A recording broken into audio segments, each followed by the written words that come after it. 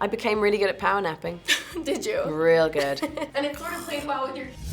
La nueva película de Emily Blunt, La Chica del Tren, es un verdadero laberinto de emociones. Blunt interpreta a Rachel Wilson, una turbada divorciada que pasa sus días ahogando sus penas en alcohol y viajando en tren hacia y desde Manhattan solamente por la vista. I used to watch this perfect couple. They were the embodiment of true love. Let's talk about perception. In the movie, we learn about how we perceive different people's lives and how we think some people have the perfect life, and maybe at home it's not really like that, right? Yeah, I mean, I think that we all tend to idealize other people's lives. I think that we want to see behind closed doors. We want to see what happens in people's lives. And I guess we're surrounded by images of perfection nowadays on social media and various other aspects. We're just bombarded by images of the grass is greener. And yet I think the truth of what's going on in people's lives is ultimately very different from what's projected out there or what we project onto them. What happened that night in the tunnel? Tell me the truth. Tell me a little bit about what you learned from playing Rachel. I learned a lot about addiction, I guess. I learned a lot about the claws of that illness, and once it's in you, when you're in the grips of it, how impossible it would be to imagine a better life for yourself. And I learned when you wake up like that, you just say you're sorry.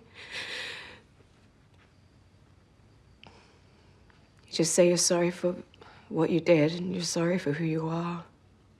And you're never gonna do it again, but you do.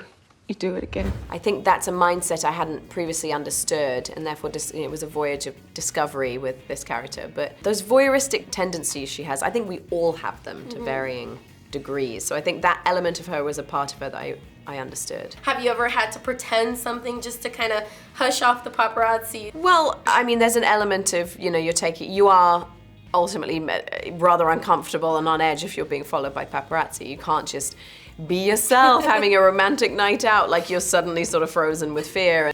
Aunque su personaje Rachel estaba embriagada durante la película, Blunt dice que no fue demasiado difícil filmar estando embarazada y encarnar este rol al mismo tiempo.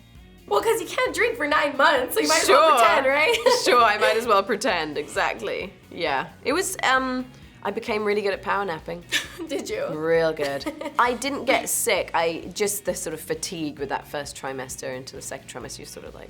And it sort of played well with your character, because a lot of people that had read the book criticized the character. They said, how are they going to get such a beautiful girl like Emily Blunt? Oh, please. Well, they should see the movie before they say that. I mean, I look like a ghoul in this movie, so it's not my concern. I think that people will not be worried. Muchísimas gracias, chicos. Y ustedes no olviden de salir a ver la película The Girl on the Train. Did you murder Megan Hipwell?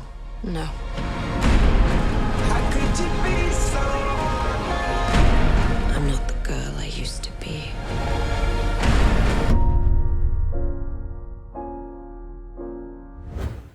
Pero no se vayan, opriman a la izquierda para las entrevistas con el elenco de No Manches Frida o a la derecha para las entrevistas con el elenco de Miss Peregrine's Home for Peculiar Children.